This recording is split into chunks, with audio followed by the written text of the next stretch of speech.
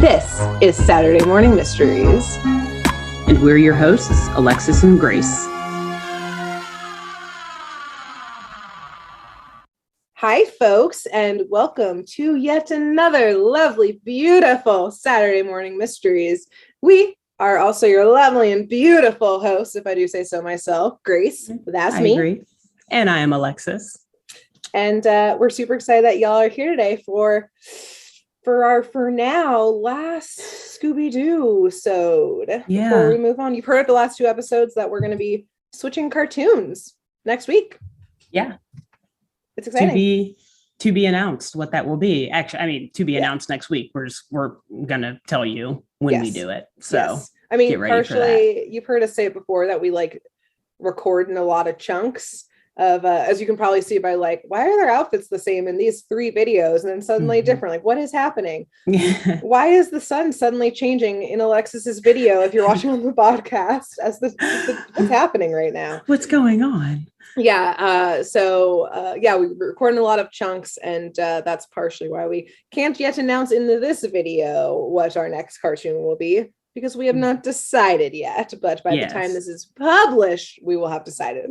Yes. So, and we will just sit on that information until we publish the episode where we switch it up. So yes, exactly. Yes. And a quick also, just general, thanks to everyone for telling friends about us. Yeah. Keep it up. We love to see it. We were talking about it earlier. We can count on two hands. I mean, one hand each. So two hands collectively, a hand who we know is actually tuning in. And so for the other folks who we have no idea who you are, thanks, guys. Thank you. Yeah, we hope you enjoy what we're putting out there, and that you come back and you tell even more of your friends. Mm-hmm. As Grace just noted, we are we film in groups and we film ahead of publishing. So this is actually the first time that we're filming since we officially launched the podcast. Mm-hmm. So yeah, this is probably a good chance for us to just say thank you all for sticking with us, for enjoying hopefully this so far, and hopefully I guess it's probably 8 or 9 weeks later by the time that you're actually going to see this, but hopefully you're still around, and hopefully even more folks have joined you and you've told more friends, and in 9 more weeks when we're filming a new episode for later, we will be thanking you again for bringing even more friends into the fold. So thanks for joining us, y'all. We appreciate y'all, and we hope that whatever we decide to tune into next week, you're also into that cartoon or getting introduced to a new one. Who knows? And again, send us if there's any show that you like in particular, then send us your suggestions at our Gmail account, SaturdayMorningMysteries@gmail.com. And maybe you'll see a nice little episode arc of us going through one of your personal favorite shows. We'll see. Absolutely. But until then, we have a final, again, not final. We have so much more Scooby-Doo to cover. We're just going to switch it up for a little bit. So for now, though, our final, our not permanent final, Scooby-Doo tale. Temporarily final. Yes, thank you. Yeah, our temporarily final. We're taking a pause after this from Mystery Inc. Yep, they will be back, but Alexis is going to tell us our until then tale today. Yes. And I think, now that we've set that stage, I got to say, maybe this is a very good episode to kind of, take a pause afterwards. Okay. It's exciting. So today I'm going to be recapping. I'm still on the Scooby-Doo show, of course. When we come back to Scooby-Doo in the future, I'll switch it up and go to a different Scooby-Doo incarnation. But for now, still obsessing over the Scooby-Doo show. No rules. Stick with it forever until we run out of episodes from it. True. Whatever. Yeah. There's lots of episodes to choose from. So who knows? Yeah, maybe I will just stick with this. But anyway, so today I am going to talk about season 1, episode 10 of the Scooby-Doo show. And that episode is called A Frightened Hound Meets Demons Underground. Oh, a rhyme. Spooky stuff. Spooky with the rhymes. Rhymes are always scary. Poetry terrifies me. Yeah.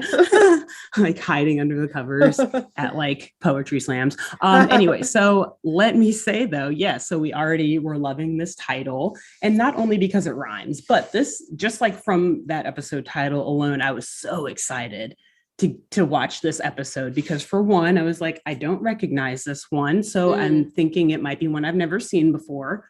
Always exciting, because that means I have no idea who the culprit is or anything like that. And two, because the title made me immediately think of one of my all-time favorite freaking horror movies ever. If people like horror or scary movies, The Descent, which came out in 2005. And if you're into horror, or if you just want to watch a new movie and you have the skin thick enough to do it, it's on Peacock. I actually just recently rewatched it because this episode made me think of it so much. So real quick, brief recap of that movie, just like in 2 sentences, again? The Descent. So like descending into something, The Descent. Again, 2005 it came out, so a little bit older, but so good. Ages very well, as my recent rewatch proves. Confirms. But very briefly, this movie, and Grace, I think you'll like this, even if you don't like horror, you'll like kind of like movies. The background. It's about a group of these thrill-seeking, adventurous British women who are like all like besties. They go like whitewater rafting together all the time, climbing, hiking, all this cool stuff.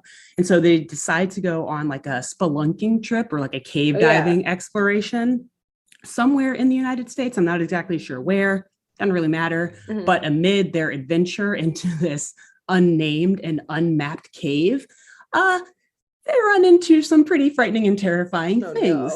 I'm going to leave it at that, and I will let you all watch the movie if you dare. Like even me as a fan, like a very big fan of horror and like scary movies, like even watching this a few days back, like I still jumped at some parts because like I think that this was one of the first movies that ever really freaking scared me when I saw it. And I think I saw it like right after it came out. So I was pretty young.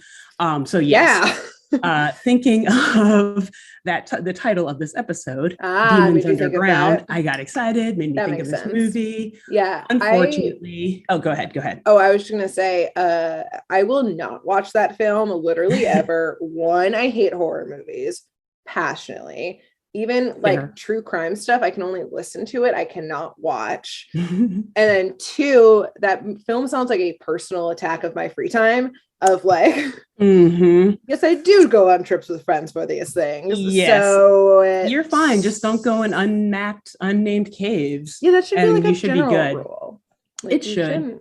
And for folks who are brave enough to watch the movie, you'll see why, like the way I describe it, yes, that seems so unreasonable. Why would you ever do it? But it's very well written into the film on why this group of women did it. So, great I go off trail and like, everyone like, it's just the adrenaline. It's the rush. Yeah, exactly. We'll explore some unclimbed stuff. Like I get it, but so I'm not gonna watch it though, because I hate totally different from classic animation or straight up early 2000s horror film. Very gory, very graphic, but very just like very good. Yeah, exactly.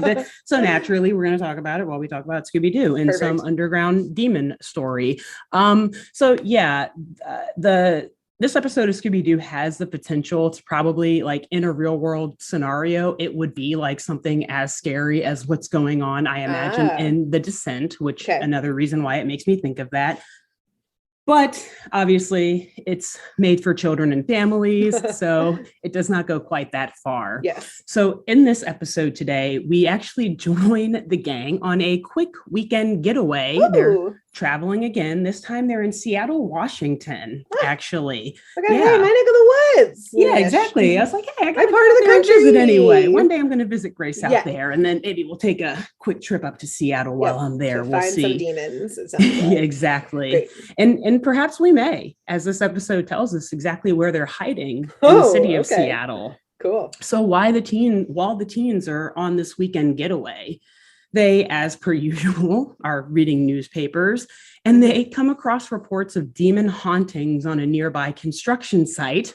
Site? I am taking us back into the wild and dangerous world of construction. Yikes. I cannot avoid it. Yep. And so the gang, just as I cannot avoid these construction-related episodes, they cannot avoid sticking their nose into other people's business. And they decide to insert themselves in a new city, all this. Yeah, just jumping right into other people's problems. Yeah. They decide to insert themselves literally into this local folklore of some underground demons, and they launch a full-scale investigation to bring an end to these mysterious hauntings. Okay. But before we dive into their investigation, I have to discuss a little bit of the Seattle history that the writers tied into this episode and into this mystery. So yes, another example of the writers bringing in like actual real world background information into the plot always makes the episodes a little bit more exciting, if you ask me. For sure. So we are in Seattle. And I'm going to take it way back here, which initially was settled settled in 1851. Oh. And it quickly became a booming lumber and shipping town. There was a lot of wood, a lot of trees, a lot of availability of lumber, and they were close to the water. So naturally, a lot of people moved in, a lot of people had jobs. They had a lot of materials that could keep the economy floating. Many buildings and homes and shops and whatnot in the area were thus built with lumber because it was everywhere. Okay. But because they were so close to the water, a lot of buildings were also originally built on like elevated wooden platforms or on stilts. Oh, really? Yeah, apparently, way back when, in the mid 1800s, late 1800s. And this would, protect them from flooding and high tides and sewage and drainage problems that were results of those things. But it was not cool for so long. Unfortunately, one afternoon in June of 1889, so almost 40 years after the area was settled, there was an unusually dry summer. And actually fires were popping up in big cities all throughout the state of Washington. And one just so happened to hit Seattle. In the city of wood. In a city of wood. And the fire started, unfortunately, in a carpentry shop. Oh, no. Lots of timber in there. The headquarters of the wood. Exactly. The wooden headquarters. Yes. And so before the all-volunteer fire department could get to the scene to put out this fire, yes, an all-volunteer at that time, so not quite equipped to fight this kind of fire. By the time they got there... Tangent this piece of history. In some places, in like the olden days, in the, I think, 1800s, there would be it was like all volunteer firefighters, and it was like a straight up first come, first serve. And then some fires wouldn't get put out because two groups would show up at the same time, and they would want to be the ones to put it out, and they would straight up fight each other. And the person whose house is burning down would be like, are you fucking kidding me? Yeah. Hello. Anyways. Yeah. Well, yeah. In this case, they were all dedicated. Every firefighter was there trying to put this thing out because unfortunately, by the time that they got to the carpentry shop, that fire had already reached a liquor store across the street. Fuel? Into saloons, which we know are bars, essentially, in old Western days. So this thing, obviously, a lot of flammability. Unfortunately, this fire, it just got even more out of control because, again, remember, a lot of these buildings are made of wood, are on wooden platforms, or are on wooden stilts. So in total, this actually, I believe to this day, it is still the most destructive fire that ever hit the city of Seattle. Holy shit. Yeah, it destroyed 25 blocks of the city, cost over $500 million of destruction. When you adjust for inflation. When you adjust for inflation. Okay. Oh my God, no, because now that would be trillions of dollars. Yeah, that's why I had to ask. Yeah, but still, so that's a lot. It was a couple or 10 billion or 10 million back then, which is now 20 or $500 million. Sorry, a little over 500 million today. Wait, $500 million today. $500 million adjusted for inflation today is the damage. A lot of damage. 25 city blocks, the entire business district, 4 of their wharves, their railroad terminal. The whole city was just absolutely destroyed. But rather than packing up their bags and resettling elsewhere after the fire, the city decided that they're just going to rebuild and start fresh. Okay. Which interestingly, from my research on this history, this is kind of like the rebuild would actually kind of set the framework for Seattle becoming just like a historically progressive city. Really? Yeah, I'm not going to like go into all of the details, maybe bonus content one day, because it is super interesting. Sweet. If you have time to read about it, give it a quick look, because it turns out that when you have to like rebuild something entirely from scratch, like you're thinking ahead of other problems to fix, and Seattle just from there, like they were like, into becoming, here's our huge list of problems that we were trying to figure out how to fix. Now's our chance to do it. Exactly. Cool. Right. Great. Let's burn it all down. Burn it all down and start over. But they kind of, they started over in a way, but what they decided to do was actually regrade certain areas of the city. Okay. So they literally raised the ground level, like anywhere from like 10 to 30 feet, depending on like, you know, the elevation of that city. Because as I said before, it was close to the water and they already had flooding issues. So they're like, oh, well, if we rise above sea level, then that'll help with that a little bit. Cool. And in addition, it helps because we have all this fire damage everywhere. Like we need to build over it. So they essentially just brought a bunch of dirt in and they walled off the areas between the old, like soon to be underground buildings. And when they did that, it created like this underground channel of passageways and like old basements. Yeah, that is now today known as the underground city of Seattle. So Seattle actually has this whole underground infrastructure underneath that you can take tours down there. What? Yeah. Never knew this. Yeah. Found out from Scooby-Doo. Shit. Yeah. And actually I watched a couple videos of the tours too when I was writing this, because I was like, I need to see if this looks like how they're portraying it in the show. I'll put it's really interesting. Some pictures on Instagram of this city. Well, I'm gonna look into it now. It's very, very cool. Like it looks like, so you can see like the front of some buildings. Because the way they had to do it, and I'm going to get through this quickly. I know I'm like dragging on about Seattle history, but it is important to this episode. So they had to phase in the regrading of the city, because you can't just bring all this dirt in at once and like boom overnight, or like at the same time the whole city is risen like 10 to 30. Exactly. So there would be times where like you have a big city block and one half of the block would be like 20 feet above the other block, but all the shops, the shops, exactly. That's what they did. Because the shops on both sides would have to be operating, because like you don't want to have to shut down your business for years when you're trying to rebuild. So they literally would put long ass ladders going down these big ass drops so that people could get up and down into the shops. And a lot of people either missed the ladders. Oh no. Or just didn't see the drop-offs, and like 17 people died during the process of them regrading. Just from that. And the coroner labeled it as involuntary suicide. Like how terrible is that? That's not a thing. It's not. It is when you don't want the city to be held liable, I guess, for their blatant mistakes. Holy shit. Yeah. So naturally, with this number of people that died, unfortunately, in this regradation process, there are rumors and a lot of folklore in Seattle now about that underground area being haunted. Cool. And yeah, that is a little bit of Seattle history that brings us to today's episode of Scooby-Doo, and it tells us where our mystery begins.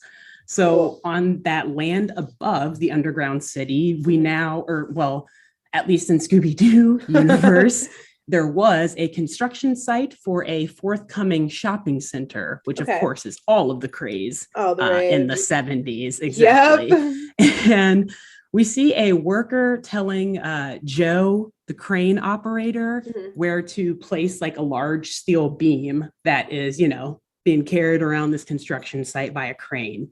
And as this worker is directing the beam, a big puff of red smoke appears behind him. And this guy, he's standing on on a beam in like the skeleton of this building that's being constructed. So again, not safe. Not stable. And a puff of red smoke appears behind him. And as the smoke kind of fades away, we see this large winged demon standing and like screeching behind the worker. If I can describe this demon, he has the face of a man, the head of a bull, body of a gorilla and like maybe like wings and talons of like a bat or like maybe an eagle or I don't know. A large bird. He's just huge and loud and like frightening. Yes. And very weird. No. And so the guy, he turns around and he sees the demon behind him and he literally just screams like, it's the demon. And his plan to escape from the clutches or from the horror of this demon is to jump on that bar that is being swung through the air by the crane.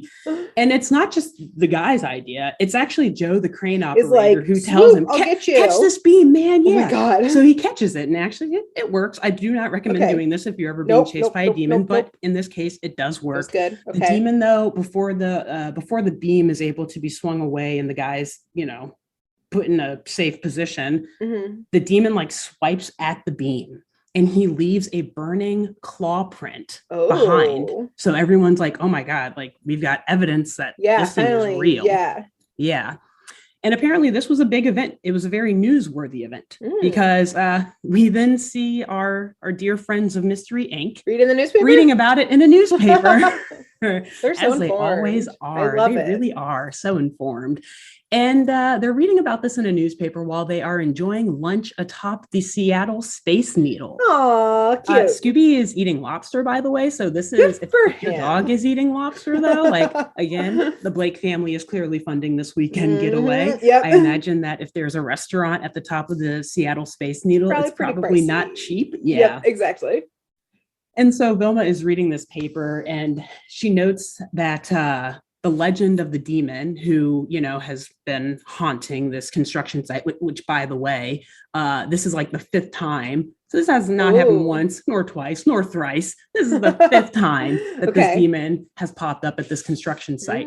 And Vilma notes that the legend of the demons comes from the legend is that the demons come from underground beneath the city that was buried after that fire in 1889. And so the gang decides, all right, let's go to this construction site and investigate, gang. Let's stick our nose in other people's business and affairs. Construction sites before. We got this. No and also, like, I guess from that newspaper article, it doesn't really say that any crimes particularly are happening. Yeah. I guess if people are getting hurt by the demon, but otherwise they're just like, oh, something scary is happening somewhere. Yeah. Let's go investigate. So it's not even like, we'll see if there's a crime that comes through. A solicitation for like, finding a criminal. Exactly. But anyway, so they go to the construction site and they meet with the owner of the construction company, who happens to also be the first person to reportedly see the demons. And his name is Mr. Sam Crenshaw. And as soon as they show us in his office, so this place is totally ransacked. So he's standing there just showing them around, like things are overturned, stuff is like ripped off the walls, like papers everywhere. It's an absolute mess. And the first thing he says to them is like, yeah, the demons broke into my office and took everything, like including the company funds, which... Why would demons need money? Yeah, exactly. There's no bank involved, whatever. Velma asks these same questions, like, what would the demons want with money? Why are you just keeping all of your company funds right here in your office? Trailer, And Crenshaw, ever the wiser, just like diverts, like distract. He's like, well, that's the thing. Don't cover my business practices, please. Right? I don't even know who you kids are. You just walked in here, you're questioning me. Who are you? But he tells them like, well, that's just it. I think they were after this ancient talisman that is used to drive demons back underground. And so a talisman, it's just like an ancient relic of different cultures that drives away evil spirits or protects different things from evil spirits. I don't know if they're always shaped like medallions or like whatever. I thought that they could be shaped like different things. Yeah, I think on the it's culture. anything. Yeah, it's like more of like the spell or like the blessing you put over it than the object itself, whatever. In this case, the talisman that Crenshaw for some reason has, like, how did he get this? I don't know, but it's shaped like a medallion, like a gold medallion of some sort. Cool. And so Crenshaw tells the teens the legends of the demons, like where they came from and all of that. And he says that back in the 1860s, so actually before that fire hit, there was an earthquake, which Seattle definitely has earthquakes. And a demonic pair of arms reached out of like the fissure or whatever from the crack in the ground from there and reached out for the sunlight. In another one of the funniest Scooby-Doo lines ever, Crenshaw says, quote unquote, "Suddenly the air was full of sulfurous smoke and demons." So like imagine back then, obviously they didn't have like Doppler radar in the 1860s, but imagine watching and they're like, all right, everyone, it's going to be a hot one out here today. Make sure you bring a towel because the air is going to be very full of demons. Like, okay, guys, don't forget your talisman when you head to the beach today. There's likely to be a high chance of demons trying to murder you and eat your children. A high demon percentage out there today. And I mean, he's right, though, because in the next clip, you see literally these demons just like all floating through the air around like old town Seattle, like shrieking and just kind of scaring people away. And Crenshaw says that these demons ended up plaguing Seattle for years. They were reaping havoc around the city until one day a strange man appeared with the talisman that Crenshaw now possessed. And he claimed, this strange man, that he uses some sort of black magic or whatever, and that it would drive the demons right back to where they came from. HE double hockey sticks, as we used to say, back to where he came from. And so after the strange magic man did this, the townspeople sealed the hole that the demons came out of with like this big old iron lid that has like the circular like thing that you like screw it shut with. Amazing. They're like winding it shut and lock it. Like, they were like, we can only build homes with wood, but we can create a very complicated metal mechanism for that demons. Will literally block off like a fissure from an earthquake, which also would be like a long crack, not just one. Whatever. Correct. It worked though. It worked because who are we? Because even though this was known locally as a big urban legend, I mean, it seemed to work until Crenshaw and his construction crew accidentally came across this lid, opened it while they were building the shopping center. Because if you see a big iron lid, in the middle of a field or whatever, the first thing you should do is just open it. Don't contact the city to figure out what's under there. Just open it. No authority. Don't open it. No, do not open it. Yikes. But they did. And immediately after, a bunch of demons like filled the air, started attacking the construction site, knocking things over, destroying everything. And so this naturally intrigues like Daphne and Velma. I mean, I guess all of them at this point, but Daphne in particular is like, wow, what? And she immediately starts looking for clues. Ooh. And remember, this office that they're in is totally ransacked, an absolute mess. But for some reason, Daphne, she's just so aware of what's going on that at her feet, she looks down and she sees a matchbox. And she picks it up and thinks, oh, wow, this must have something to do with something. Okay. And so they read that it's a matchbox for a place called the Crow's Nest. And Crenshaw, he sees it and just kind of dismisses it, saying, oh, the Crow's Nest, that's just an old waterfront dive nearby. Okay. No need to worry about that. And Fred immediately says, well, let's check it out. I mean, good move on Fred's part. Also, good move on Daphne's part. I guess. I mean, in this in this big office with all this stuff everywhere, she just so happened to find something that happened to be a clue immediately. A matchbox, something as innocuous as that, was actually established that she's a corporate spy in other episodes. So she knows how to tune into things. She knows exactly. Yeah. She probably actually already has some background information. Like her family gives her like a dossier before every investigation, and she goes through like, look for anything that says the Crow's Nest on it. Got it. Yes. Amazing. I love it. And so, of course, the gang makes their way to the Crow's Nest. And at first, when Crenshaw describes it as a dive, my initial thought is like a dive bar. Exactly. And I was like, you're just going to like send these kids off to a bar, so I guess he didn't send them off for one. And two, the legal drinking age 18. Was different back then. Exactly. Yeah. So I don't know if they are 18, but whatever. Yeah, turns out though, it's actually a hotel. Oh, okay. So maybe they used to call hotels dives back then. I don't know. Or maybe just the writers like forgot that they put dive in there, and then they ended up drawing it as a hotel, and they're like, oh, well, I guess it's a hotel now. Whatever. Yeah, it's a kid's show, sure. Right. They won't notice. They don't know what a dive is anyway. So True.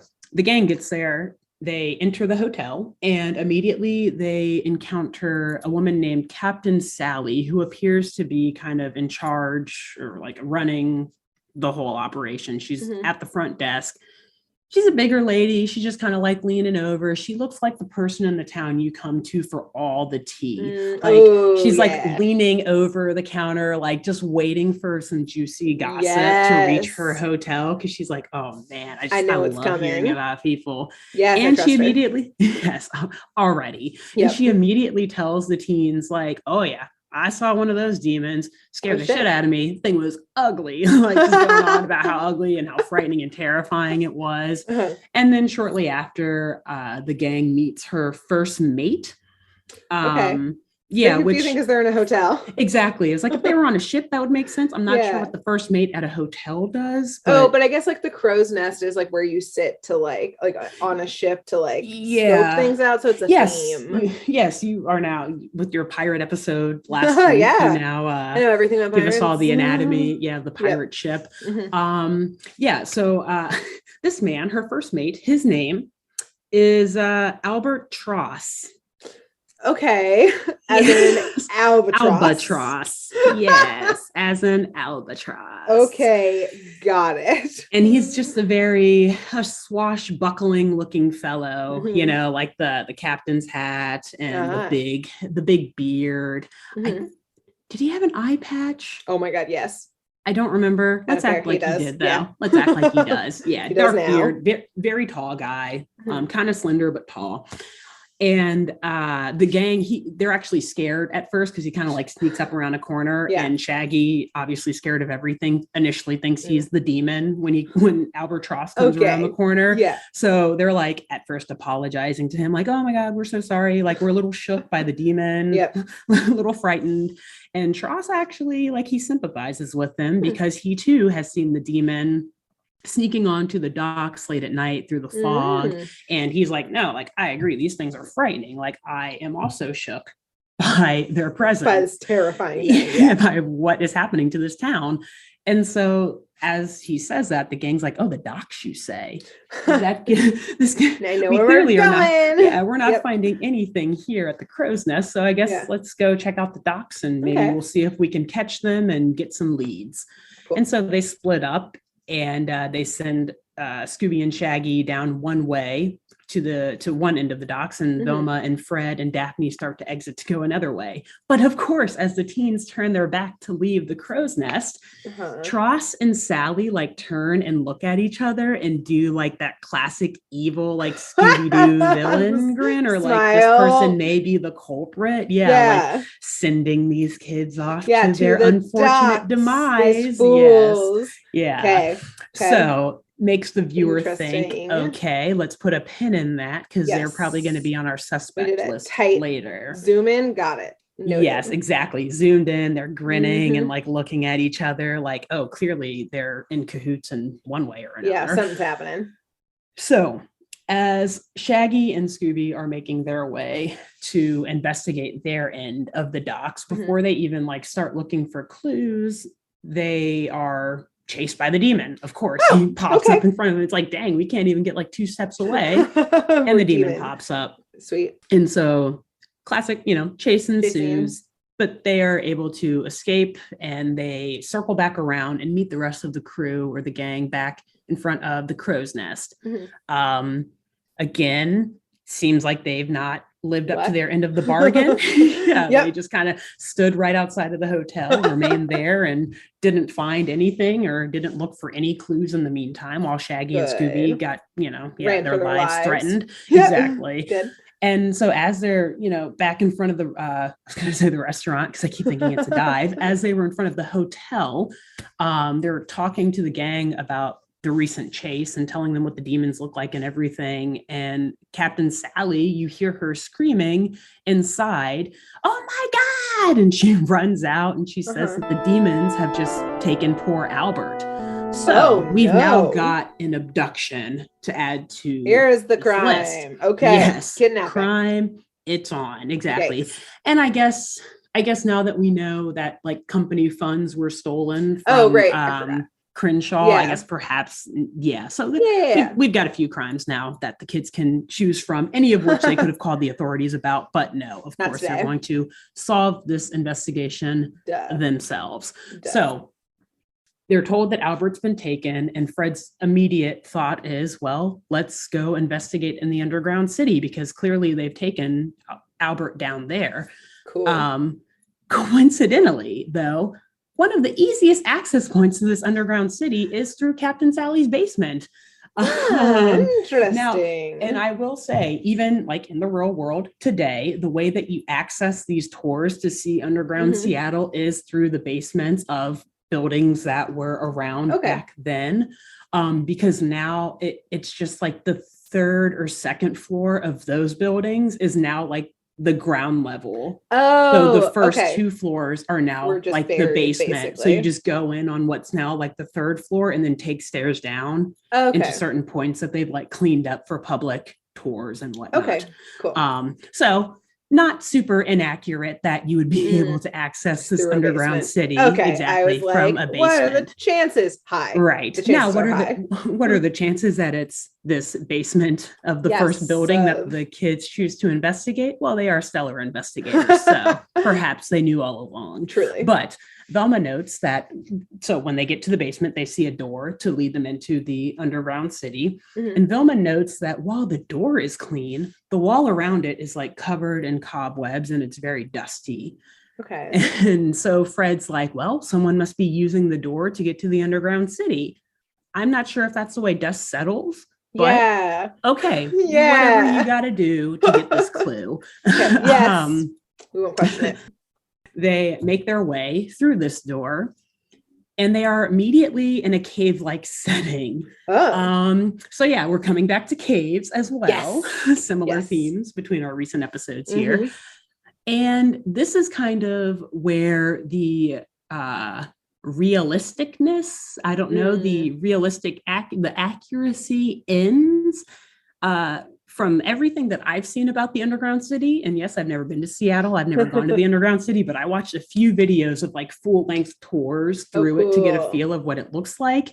It is not like an underground cave. It's like human-made structure type of thing versus wild like cave. It's like an unfinished basement. Because they had to put cement in between like the buildings, so it's like cemented up. There's some brick. In some places you can still see like the wood paneling from the original facade of the old buildings and stuff. But in between that, it's just like cement floors and like wood planks and stuff. And it's not like a big cave with like high rise, but like a legitimate city underneath. It's just like a passage. Wait, is that what they walked into though? Yes. Like they walk in. Cavern with city. A huge cavern with like individual, like single standing buildings. Like that makes it so much better. To their credit, a lot of the buildings were like cabin-like and had like that wooden facade. Vibe. So give them that credit to like that old school Seattle portrayal. I guess it's cooler to have like more dramatic to have the gang walk into that than like now we're in a tunnel, like an underground tunnel. We're still in a like tunnel. Brick and and like cement. Like that's not as cool. Yeah, so yes, this is where the creative liberties definitely come in. Good for them. And so they enter into this massive underground cavern, and Shaggy and Scooby are still pretty scared from being chased by the demon on the docks. And so they're like walking backwards while the rest of the crew is just like walking normally to figure out where they're going, because they're like, no, that demon's not going to sneak on us again. But since they're not facing the rest of the crew, they don't see where they're going, and they get separated and lost and end up running right into the demon. So plan ruined, unfortunately. But they are then chased around the underground city quite a bit until again they reconvene with the gang. Good. And they're telling them again, like, oh my gosh, the demon was in that area. We need to figure out somewhere else to hide. And the gang is, meanwhile, they've come across that iron lid that the old townspeople used to seal the demons in after that earthquake hit back in like 1860 or whatever. Okay. And now that obviously I don't think demons ever actually came out of the ground in Seattle, but I didn't look into if there was a big earthquake in Seattle in the year 1816. I don't know. Well, let's go with it. There might have been. I don't know. There is but now, anyway. Sure. So they're unable to open this lid that the demons were, to the secret underground layer, whatever, where the demons were banished to years and years ago. Instead, they decide to just keep kind of strolling around the underground city. Yeah, literally. They're just like, all right, let's see what else is down here then. Yeah, let's be little tourists. And yeah, we toured above ground Seattle. Now let's go underground. They're like taking pictures with the demons. Yeah. And actually, yeah, they kind of do this because they note that there's like a dress shop and whatnot in one corner of town. And then they also note a museum in another corner, and they decide, hey, let's check out this museum. And it's a weird museum, especially when you think that it must have been around before 1889 when the city was buried. Because it's filled with like statues of old monsters, like werewolves and mummy statues, and just like phantom statues, like life-size ones, almost like Madame Tussauds, like wax museum, but only for monsters. Interesting. But also, I guess they're not wax because the kids see one display of the demons, actually, like the demons that are haunting, and they notice that it's a display of what should be 3 of them, but one of them is missing. Don't like that. And so I guess it's also like a costume, not just a sculpture. Like it's something that someone can actually put on. Weird. Yeah, exactly. Okay. Costumes just like held up by like wooden sticks or something inside. And I like that. And so the kids are like, something is definitely fishy down here. This is clearly like the demons should be here.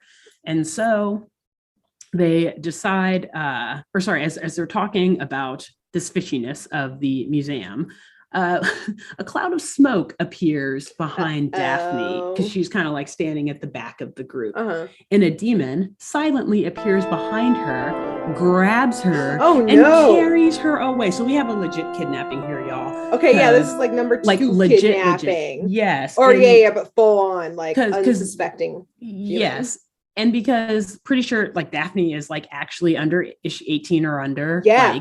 Like, so she's this is a missing this child isn't just now. Exactly. This is a missing child has been abducted in the middle of a cave by an alleged demon in a far away city. So this actually real world application would be absolutely terrifying. Right. And like, how do you like cross state lines with jurisdictions of like her home one versus the Seattle? Yes. So naturally the gang, they're even more shook. They lose their shit. They're like, all right, we got to split up and find Daphne. Yeah. Not cool, y'all. Yeah. Not like cool. This got real once it actually impacted us. Yes. Before it was all just fun because we had really no stake in the game. Yay! Now, like, but they, in classic Mystery Inc. fashion, they're certain to not take it too seriously because they split up. Shaggy and Scooby, they wind up in a music shop somehow. And before, actually looking around, they decide, oh, hey, let's play with some of these old musical instruments that are in here. So they're playing with, I believe you call it the player pianos, like the piano, the ones that have like the notes rolling through them, can, like, read it. The self-playing ones. So they're like messing around with one of those. Totally break it, by the way. Yeah, like I don't know. I guess I don't know who owns the shop, if it's been abandoned for hundreds of years, whatever. But yeah, they break like everything in there. Great. And as they're messing with all of these instruments, they start to actually hear like the struggled muffling of like a woman somewhere, like help me, whatever. And so I don't know why, but they immediately think it's the demon. Oh no. I don't know. So they start to run away. Oh no. Yeah, they run away and they're like trying to find a place to hide in this music shop. And they hide inside a piano, like, how you can like take the top off of it. They like jump in there. But then you like see the piano shaking and they pop back out and Daphne pops out with them.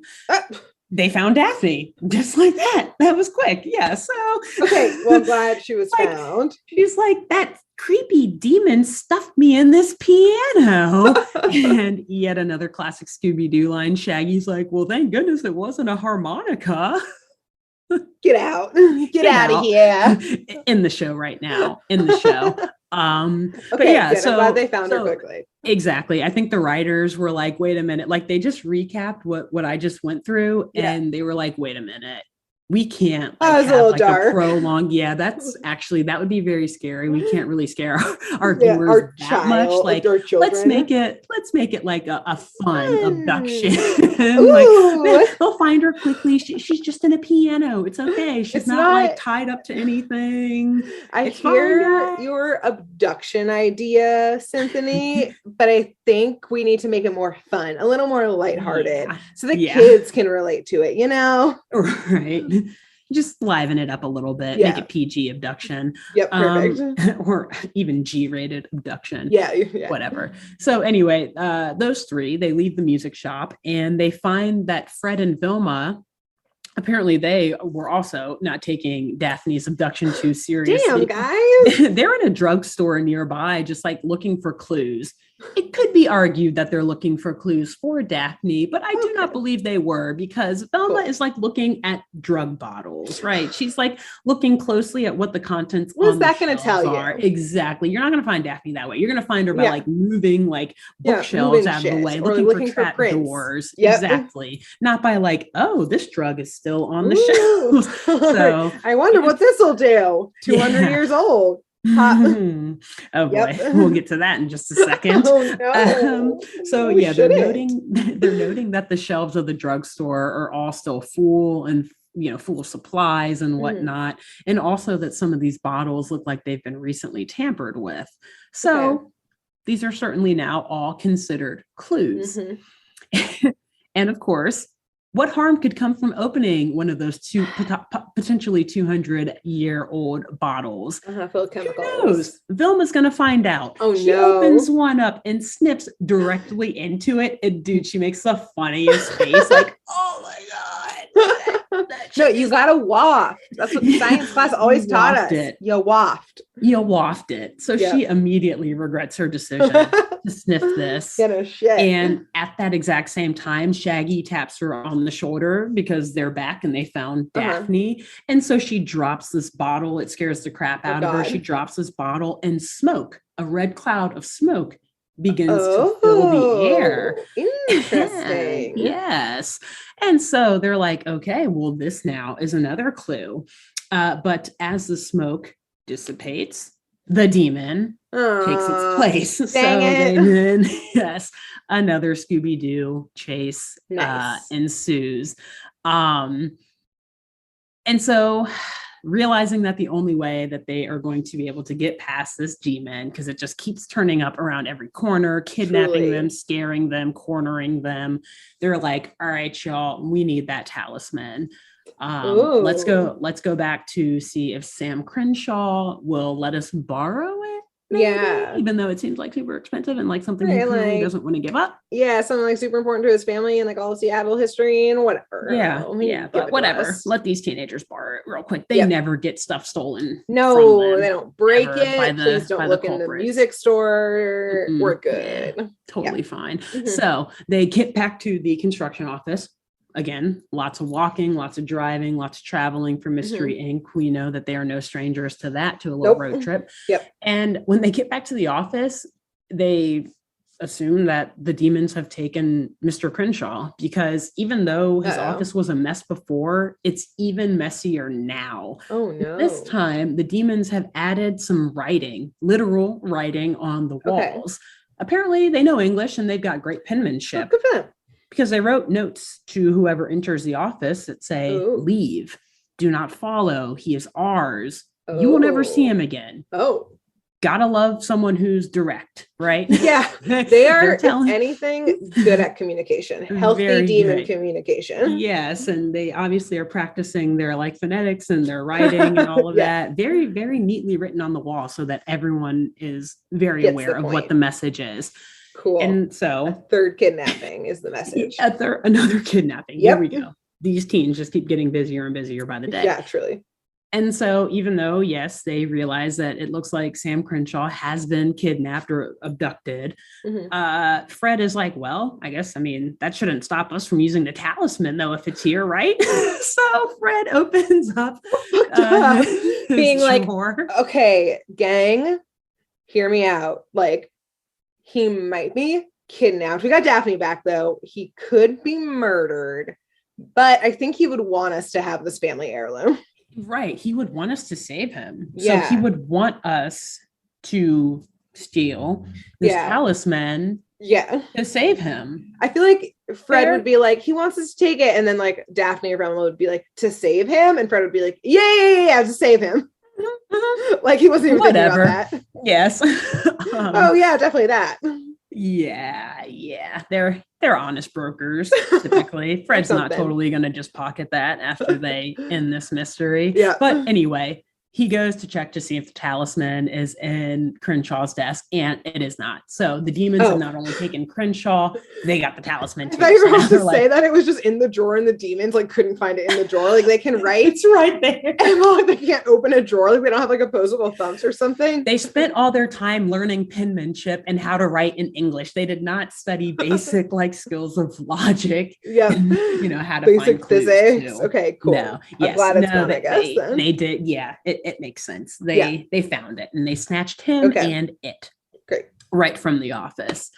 So the gang's like, well, shit. I mean, we're no match for these demons on our own, but we literally have nowhere else to look besides the underground city. So I guess we'll go back there. Turning right back around. Because I guess like they don't really have much else planned for this weekend getaway in Seattle. Like, I'm pretty sure they have a dinner reservation tonight, but they've got some time to kill in between. So they're like, yeah, let's go back down there.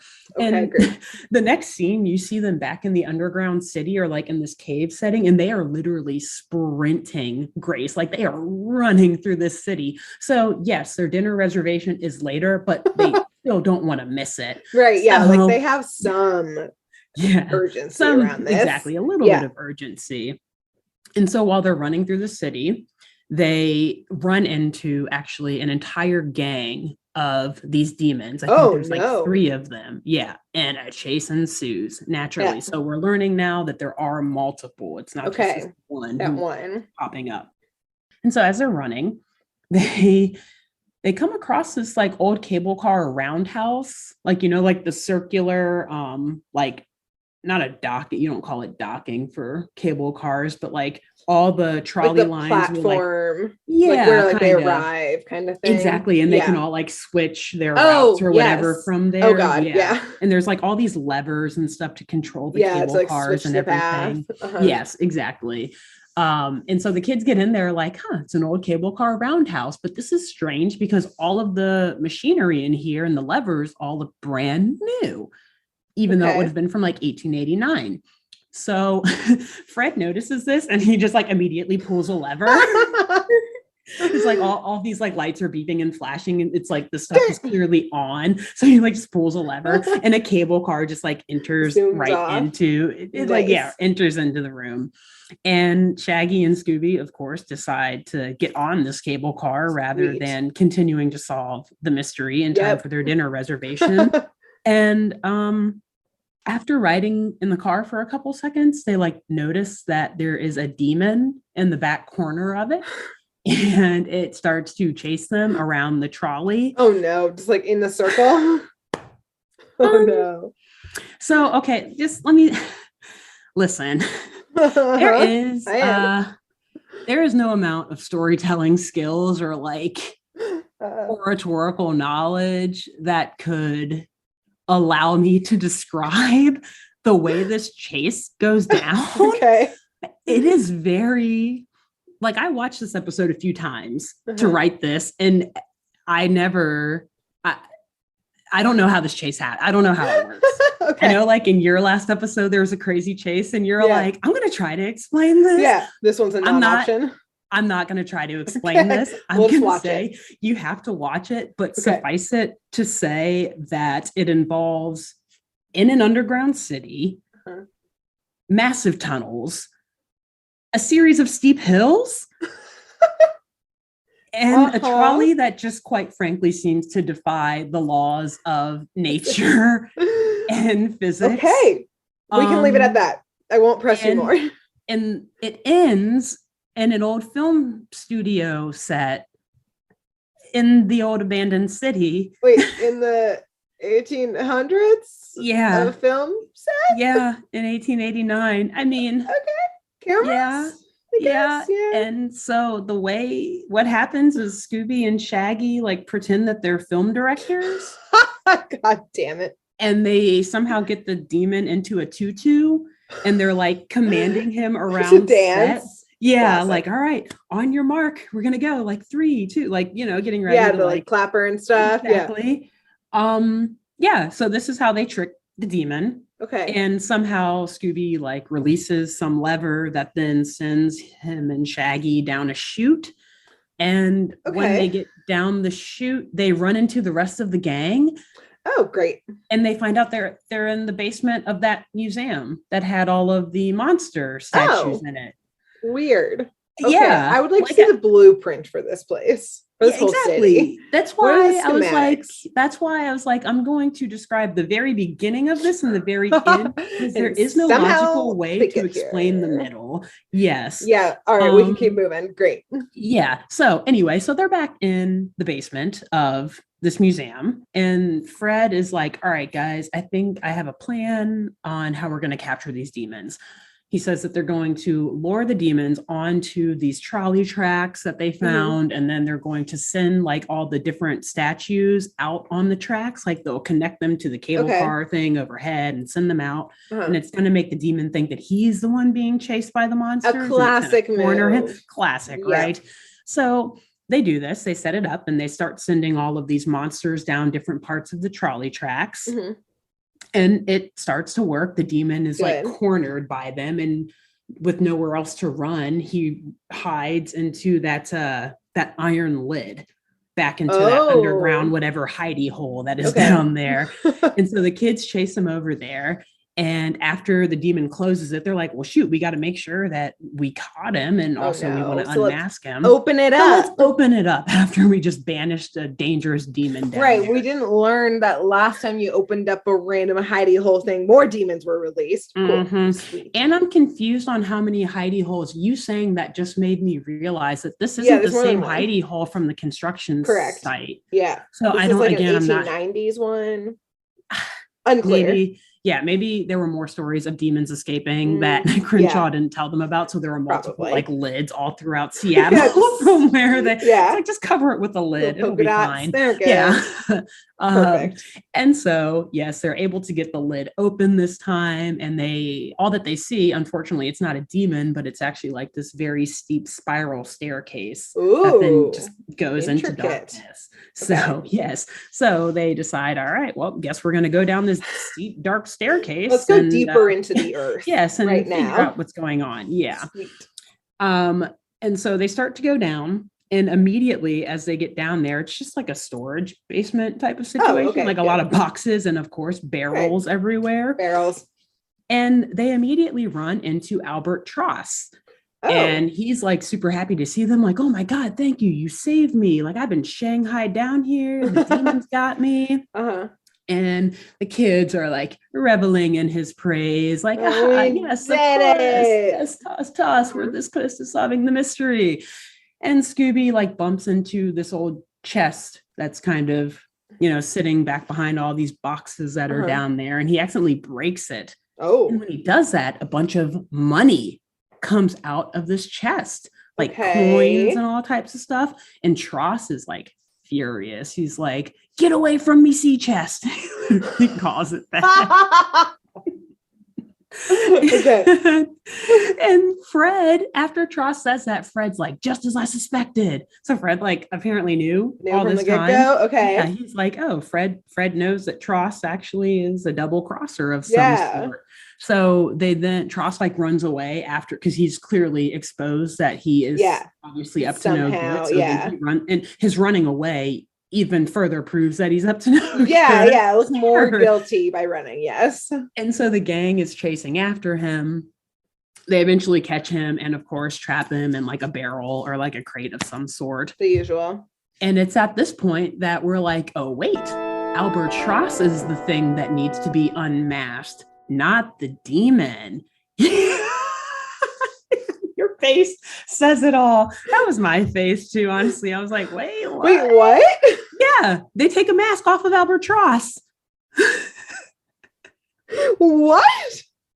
I was gonna let you guess, but there's really, sorry. So I wouldn't have guessed. It's like not the kind of episodes where you can like guess who the culprit is. So I'm just like gonna tell you, yes, Albatross is a person in a mask. Wait, hold on. So I have to guess now who's in the mask of Albatross? Yes. Okay, no. Do you want me to run through the clues first, or I guess it's. Yeah, I know. It's a moment. So you want me to give you a moment? You need a second. Well, I'm just like, I'm confused as to, I mean, Freddie being like, yes, I knew it. I assume it's him being like, yes, I knew that Albatross, as I'm just going to call him, is like nefarious and up to no good. Clearly he's guilty. But like, what was the moment in which they were looking at this person and said, I don't think your face is real. And just like started clawing at like the base of like his neck or something to like peel it off. Imagine if they had been wrong. Right. Because like, right. They're just clawing at him in a dark cave. Because it's not like, this is not a fake beard, kids. Right. Because it's not like the other ones where like my last one where it was like, oh, I look like a pirate, but the only time we saw you was in the context of you being a pirate. Like, they have seen Albatross in like a real world setting. Yeah. And now they're like, you have a mask on, we're going to rip your face off. Exactly. Okay. Yeah. Go ahead and run through it all. I'm just flabbergasted, right? I'm overwhelmed. Yeah. And unfortunately, you will continue to be overwhelmed. Okay. So the clues, again, scarce as they are, you've got the matchbox for the crow's nest. You have the missing demon costume. Sorry, I'm kind of doing this off of memory because they don't really like run through them the way they typically do. You have the trolley, like the roundhouse station with the new levers and all of that. I think. And then can you run through the cast of characters again? Yes. Suspects. Yeah. So we have Sam Crenshaw, who owns the construction company, owns the talisman somehow, was abducted by the demons, apparently. We have Albatross, who was the man in the mask, but worked with Sally, the captain and owner, whatever, front person, host, what do you call it? Desk worker, whatever. Concierge, thank you, at the Crow's Nest Hotel. That's it. I mean, you also see like Joe, the crane operator, the construction worker guy, their waiter at the restaurant at the Seattle Space Needle. I guess like these are your choices. I'm so confused because I thought Albatross was a suspect and a character, and as soon as you were like, get away from my treasure, I was like, well, clearly yes, he did it. He doesn't exist. But I mean, so he did still do it. So I guess the question is, who is Albatross? And there's multiple demons too. I guess they just have this one. It's a tricky one. It is Sam Crenshaw. Acting, it is Sam Crenshaw, like wearing a mask of Albert. Yes. Of Albatross. Yes. Again, similar themes to the episode that you just did, the last episode you did, where you have someone literally tanking their own business. Right. Yeah. What's the deal here? We're going to get to it. Again, more similar themes. Your last episode got me very excited because I was like, oh my gosh, I'm about to be repeating a lot of the same shit she was saying, but I love it because again, just showing how often we think alike. So they pull off the mask and it's Mr. Crenshaw in disguise. And unlike probably the entire audience, Daphne goes, I get it. Crenshaw was going to use the Albatross disguise for his getaway, to which I was like, okay, what getaway? Yeah, I was like, this explained nothing to me. Okay. Yeah. What? And so Fred, he supplements that point by saying, yeah, see, Crenshaw, he was trying to get away, but we found the matchbook that connected Crenshaw to Albatross, because they said, okay, so the Crenshaw must go to the crow's nest. Albatross works there. So, okay, but still, what getaway are we talking about? Both what getaway are we talking about? And why is he acting like another person acting like a demon? Yeah, exactly. Still. So Daphne, she adds on. Okay. So since Crenshaw was trying to get away, he had to make Albatross get away too, because we made the connection that they knew each other. Okay. Again, I say, what getaway are you talking about? And so Vilma continues by saying that Mr. Crenshaw, he got his demon costume from the museum in the underground city. Yes. Okay. And Fred says that what he did to make it look like there were multiple demons, because there actually is only one, he hooked the other statues onto, he literally did exactly what the teens did. He hooked the other monsters onto the trolley system. Okay. Fred's like, yes, and he did that, and it made it look like an army of demons were running loose in the streets, which, like, dude, Fred, back up, calm down. There were literally 3 of them chasing. Daphne's like, I'm the one telling the story. Sit down, Fred. Yeah. Also, but it's like, it was no army of demons. There were 3 of them. Okay, dude. And only in the caves, not the streets. Exactly. Yeah. Chill. And then Vilma's like, all of the smoke and the sizzling handprints that were left behind on the construction site, all of those were were made using the chemicals that they found in that old drugstore. Oh, wow. That seems very dangerous. Cool. It does. Yes. Yeah. So Crenshaw is also apparently a chemist or whatever of some sort. Cool. Whatever. So Crenshaw, again, saying an iteration of our favorite line. They say it again in this episode. You kids think you're pretty smart. I would have gotten away with it all too if you and that dog hadn't come along.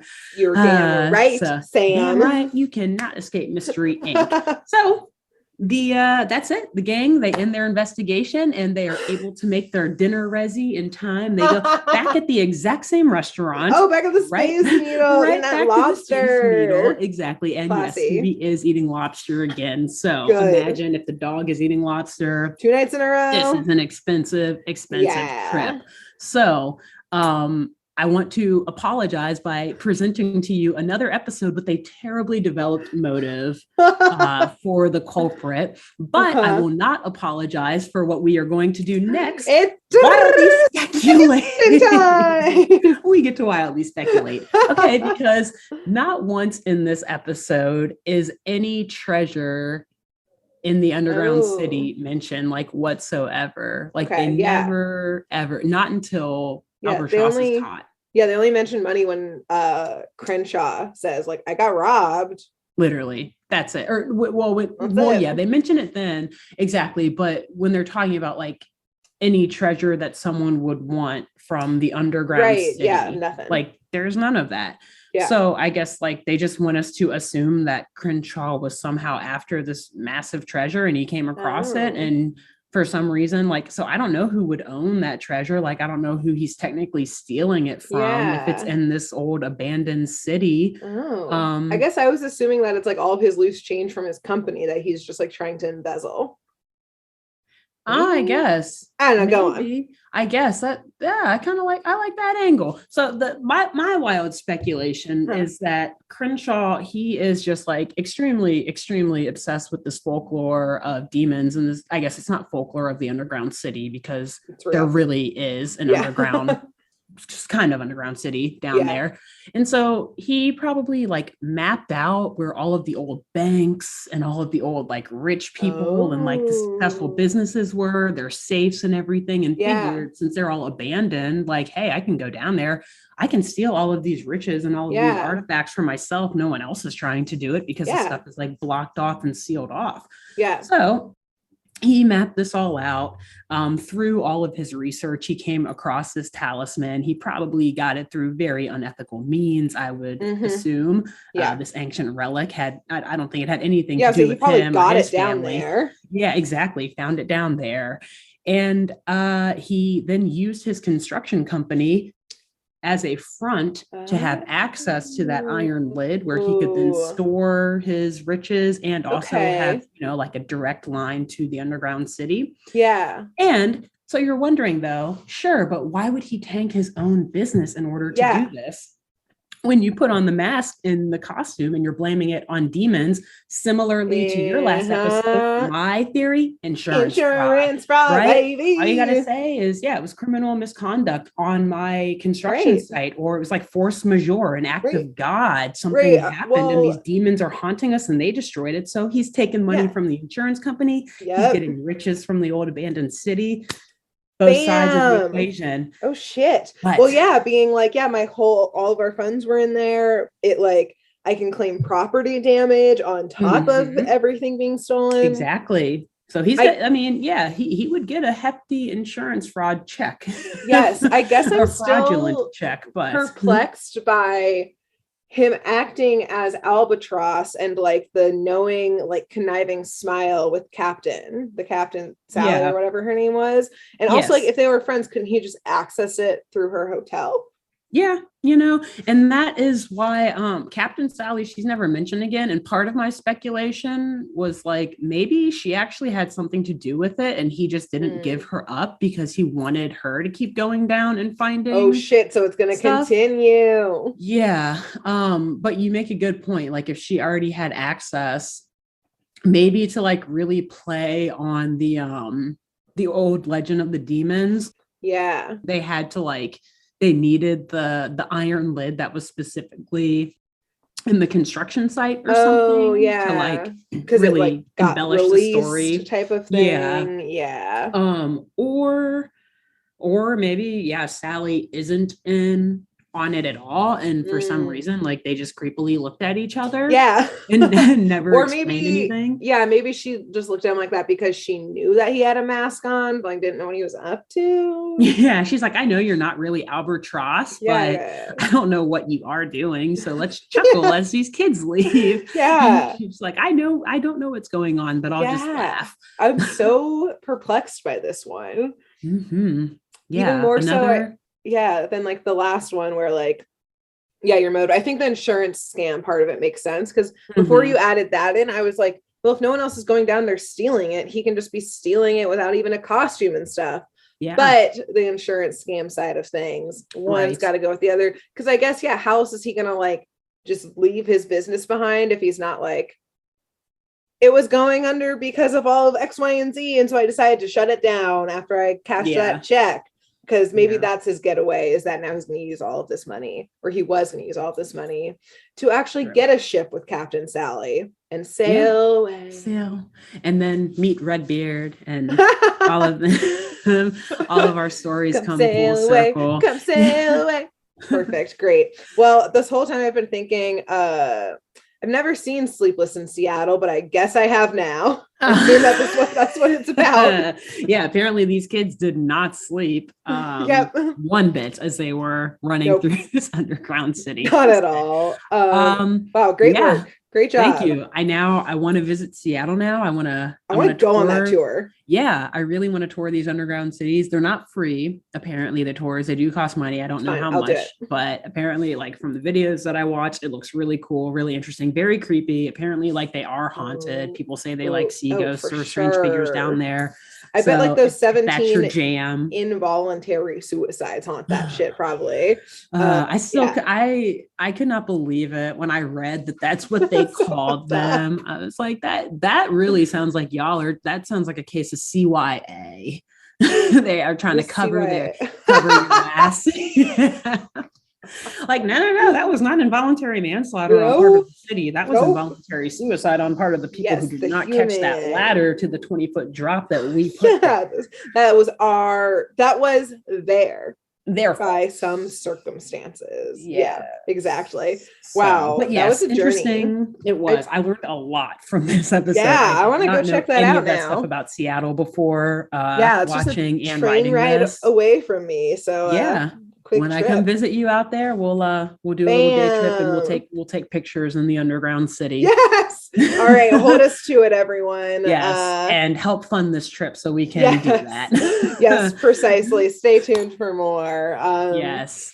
Wow. But until there is more, which again, more will be something other than Scooby-Doo. Yes, next week. But until there is more, who should they talk about this podcast with? You know, I think you should go to your local party city, since we had monster costumes, or Spirit Halloween, whichever one. Mm-hmm. Put on, I guess maybe don't make sure you don't have COVID, and then put on the scariest, weirdest costume. And then you should go tell one of the, maybe like a teenager who's wandering through there, or like their parent. I was gonna say a kid, but that'd be way too scary. Tell like a young adult about our podcast, like scare them from around the corner in your weird costume, and then tell them. Mm-hmm. And after the store security guards come over to you, try to kick you out for scaring random patrons, tell the security guard to also watch. Yeah, great call. Yeah, tell them all. And keep the costume on for your mugshot, I guess. You get arrested for that. Send it to us. Cute. Yeah, but we're not liable. This makes we're not liable for that. Yeah. And I will not represent you in any sort of criminal trial. Nope. Or civil, for that matter. Or anything. Or I'm not representing. Not be your lawyer ever. All right. Well, we'll see y'all next week for a new cartoon. We'll be back. So excited. Stay tuned. Bye. Tell everyone. Bye. Thanks for tuning in to Saturday Morning Mysteries. If you enjoyed this episode, please share, rate, review, leave us a like, and drop a comment. We post episodes every Saturday and bonus tune tangents whenever we feel like it. So please subscribe so you don't miss the shenanigans. And if you want to follow us on YouTube, click the bell under the YouTube subscribe button to receive notifications when new videos are posted. And if you want to subscribe to the podcast, we have no idea what you're listening to us on, so just hit the big subscribe button on whatever app you're using. We believe in you. Give us a follow on Twitter and Instagram at SatmornMist, all the abreves, and let us know if you have any episode or show requests by emailing SaturdayMorningMysteries@gmail.com. Thanks to Jenna Kendall for the logo design, and to Ava Sakiki for the music used during this week's episode. See y'all groovy kids next week on Saturday Morning Mysteries.